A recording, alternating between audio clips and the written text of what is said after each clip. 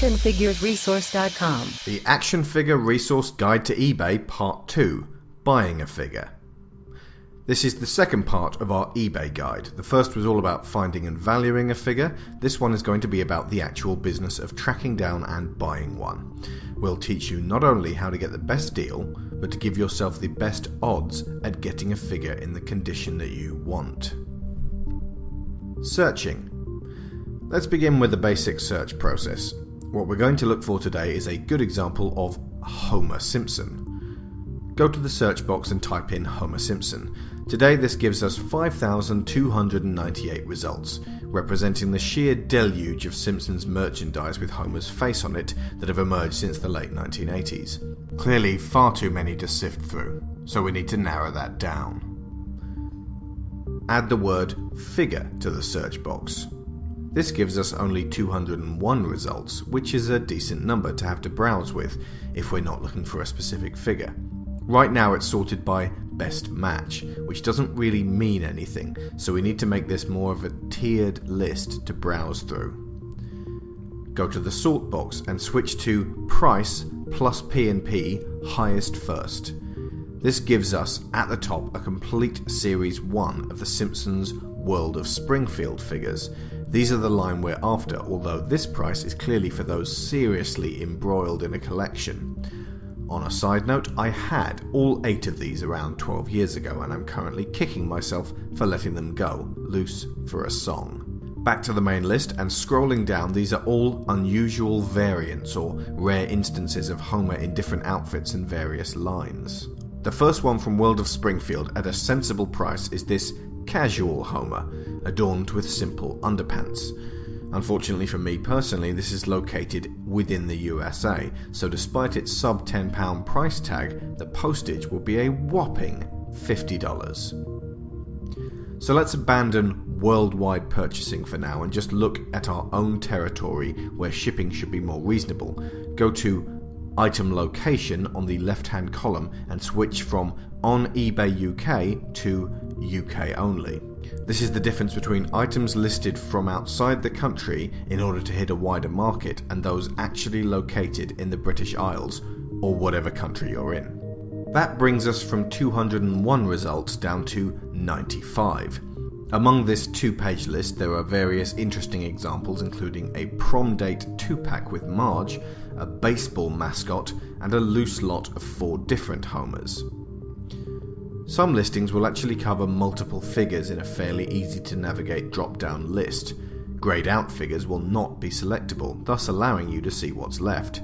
So here we can get the first ever proper Homer figure released when the show was in its infancy at $29.99. And in another multiple listing, Pin Pals and Sunday Best versions for £15 each with $3.99 postage. Further down the list there's another Sunday Best version priced at £12 with £2.60 postage, which equates to a saving of £4.39 for 30 seconds of extra shopping. So far these have all been buy it now prices.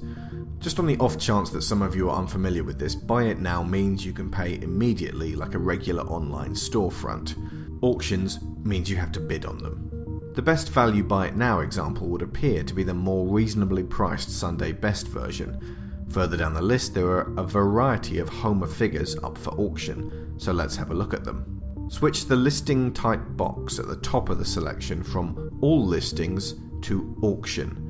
At this stage, price is less important because it could be low at the moment, but still days off from the auction actually closing. If that's the case and you see something you like, it's always advisable to put it on your watching list. This is an invaluable tool and helps you keep track of what you're after on eBay. Once you put the figures you want to watch on your watch list, you could then start bidding. But let's play with the list a little while we have it here. Switch the sort function from price plus P&P highest first to time ending soonest. Methods of bidding. This Pin Pals Homer is ending in 1 hour and 36 minutes. Now you have a choice here. You could bid on it immediately and aim for a higher price than the single bidder it currently has. In the next 90 minutes, he or she may spot that you have done so and will respond with another higher bid, meaning you will have lost out and they will have had to pay more than they originally speculated. If you really have your heart set on an item someone else has bid on and wanted at a bargain price, you will have to resort to more extreme tactics, namely sniping.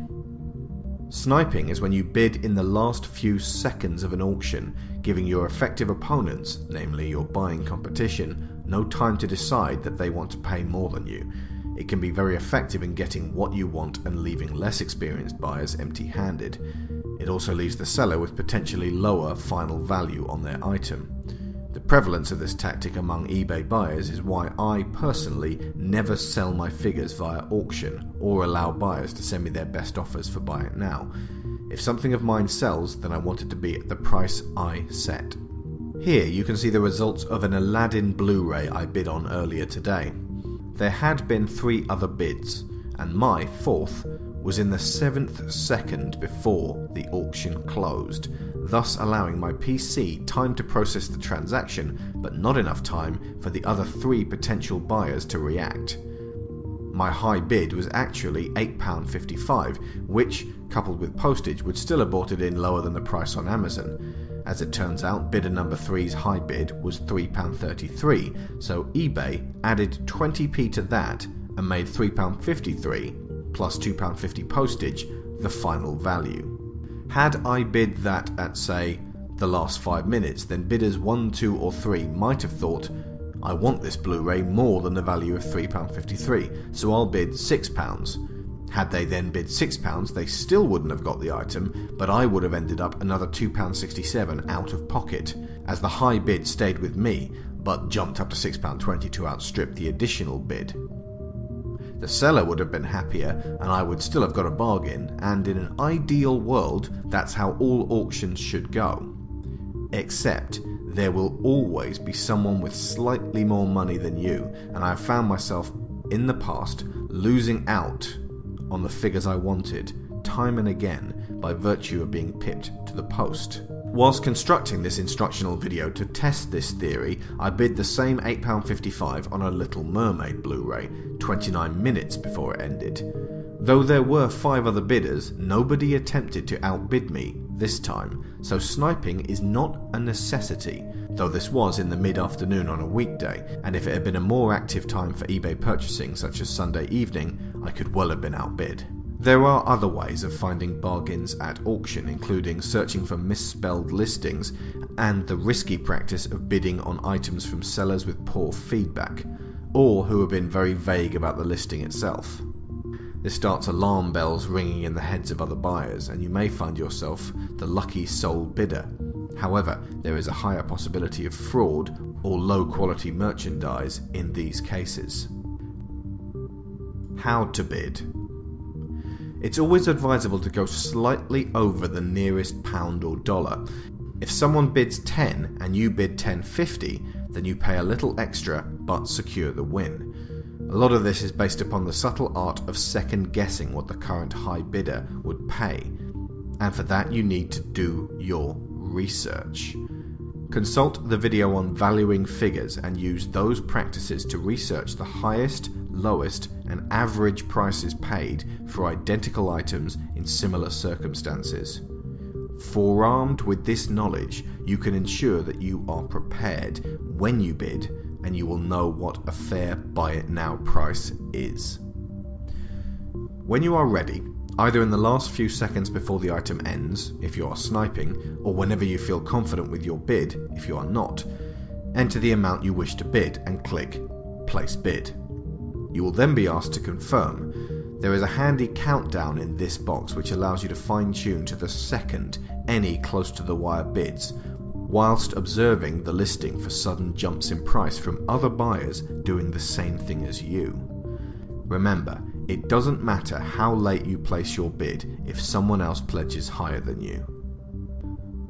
I tend to bid once and once only. Getting into 20-penny one-upmanship isn't worth it on expensive items and rarely secures you the cheaper ones. 60% of this acquisition skill lies in the ability to estimate the value that other people would pay for the item you are looking at, and for that you will need to research. 20% is finding listings that other people might not take an interest in. 10% is nerves of steel and deft fingers for bidding on the fly. The remaining 5% is luck. In summation, I tend to favour auctions for items I am not desperate for and can be found in abundance, and only bid what I would consider a bargain price. I hold back on sniping unless it's a rare item and the buy it now prices are very steep, or if it's the only one on eBay. At that point the gloves are off and may the best man win.